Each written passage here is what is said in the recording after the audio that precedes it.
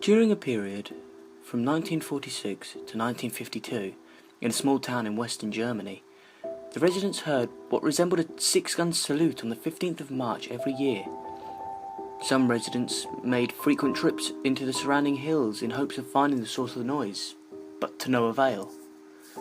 The townsfolk eventually coined the area as Gunpowder Hill.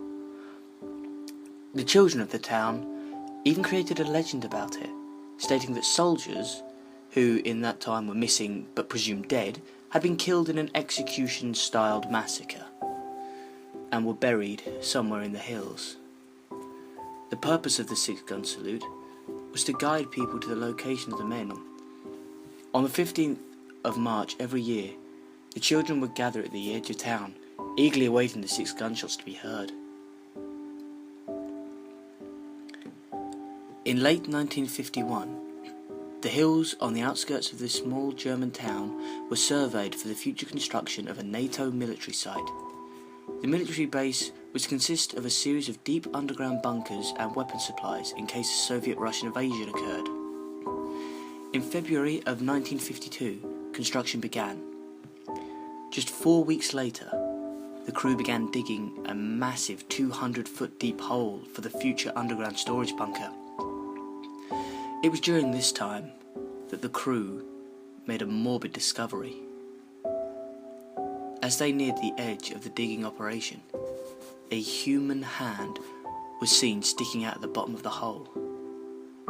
Upon further examination, 27 bodies were discovered at the bottom of the 200-foot deep hole, dressed in prisoner of war uniforms worn by the Allies in Nazi war camps. The NATO officer ordered for the bodies to be exhumed immediately. As the medical team slowly carried out the bodies, they looked on in puzzlement. The bodies were remarkably well preserved. Furthermore, the POW uniforms bore a strange insignia which was unlike any the men had seen before. An orange circle with a single black dash in the middle. However, the most unsettling characteristic were the faces of the men who were exhumed.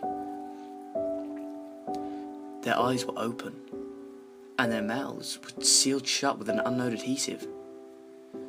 The bodies were then dispatched to the local morgue for immediate identification and autopsies.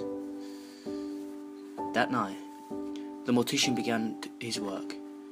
However, he found it difficult to concentrate on his task. The eyes of the first man he was to begin work on seemed to be staring back at the mortician from the autopsy table.